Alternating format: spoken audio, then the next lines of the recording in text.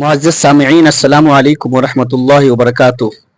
मौलाना महमूद मदनी ने प्रोफेसर अली की गिरफ्तारी पर उठाए सवाल।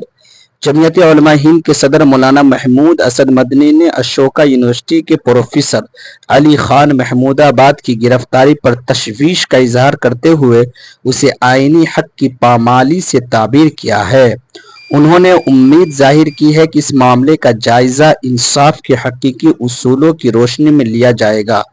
मौलाना मदनी ने कहा है कि प्रोफेसर अली खान का जो बयान मेरे सामने है उसे बगावत या तौहीन के ज़मरे में पेश करना समझ से बालातर है। जहाँ तक तनकीद या इख्तिलाफ राय की बात है तो इसकी गुंजाइश है और इजाज़त हासिल है, चाहे उसका ताल्लुक हुकूमत से ही क्यों न हो।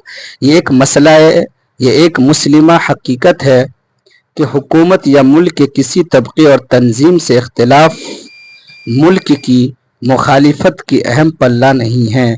मौलाना मदनी ने सरकार और इंतज़ामिया के दोहरे मेयार का भी तज़किरा करते हुए कहा कि एक तरफ मध्य प्रदेश की हुकूमत के एक वजीर कर्नल कुरैशी को दहशतगर्द की बहन करार देते हैं, जिन पर अदालत ने तो फटकार लगाई ही, उन पर FIR दर्ज भी करवाई, मगर हुकूमत की जानिब से कोई फौरी कार्रवाई या उनकी गिरफ्तारी नहीं हुई।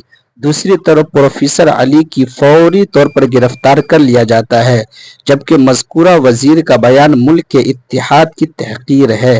ये रविश इंसाफ कायम करने वाले इदारों के तई लोगों की बेएतमादी को फ़रोग़ देती है। मौलाना मदनी ने कहा कि इंसाफ के मुहाफ़िज़ इदारों को समझना चाहिए कि कानून का मकसद शहरियों की आज़ादी की हिफाजत है।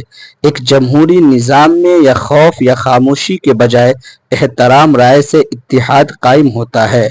मौलाना